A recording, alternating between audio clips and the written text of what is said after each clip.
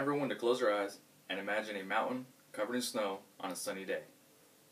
Okay, next, I want you to picture yourselves in some winter pants, jackets, gloves, and a helmet with goggles in any colors you like. Lastly, I want you to imagine a helicopter and place yourself inside of it, hovering near the top of the mountain. As you're sitting there, you hear the pilot say, "Go!" and you jump out the helicopter. Now I know what you're thinking, why the heck did I just jump out this helicopter? And I'll tell you why. You jumped out that helicopter to go snowboarding down from the top of the mountain all the way to the bottom, like a crazy person on a high adrenaline rush. My name is Jonathan Gallardo, and today I'll be talking to you about my favorite sport, snowboarding. What it is, how anybody can do it, and what the equipment is. So let's first start off by finding out what snowboarding really is. Snowboarding is a worldwide winter sport that can be compared to a combination of surfing, skateboarding, and skiing. The idea originated during the 1950s when surfing and skateboarding enthusiasts wanted to take what they knew onto the snow. According to the article, Snowboarding History, Origin of Snowboard, found on abcofsnowboarding.com. Now, the first snowboard ever created was called the Sherman Poppin Snurfer, which is a combination of a sled, a skateboard, and a rope attached for control. Now, believe it or not, snowboarding was not allowed in most ski resorts up until the late 1990s, when the sport became even more popular than skiing itself. Well, now that we know what snowboarding is, let's find out who can snowboard. Anyone can learn how to snowboard either by taking lessons or having a friend or family member teach them who already knows how to snowboard. Anywhere from the age of 3 years old and up can learn how to snowboard. Now, guys are not the only ones involved in this sport. Women are involved as well. And most people think it's hard or impossible to learn how to snowboard. I used to be one of those people, but it really isn't. Generally speaking, you can learn the basics in a full day at the slopes, which is stopping, getting up, and turning. It took me about a full day just to learn how to get up, stop, and turn left.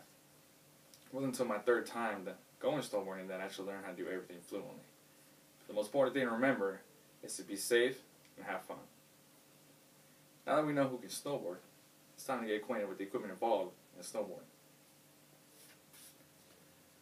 Equipment used in snowboarding is the snowboard, snowboard bindings, boots, and clothing.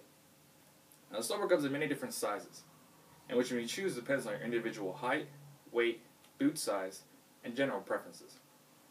A good general rule of thumb is you stand the board straight up, and the very top of the board has to be either between your nose and your chin. Anywhere in here is a good size for you. Now, snowboard bindings are what allow you to remain on the board and take control over it. The boots are what allow your feet to mount to the board, as well as keep your feet dry.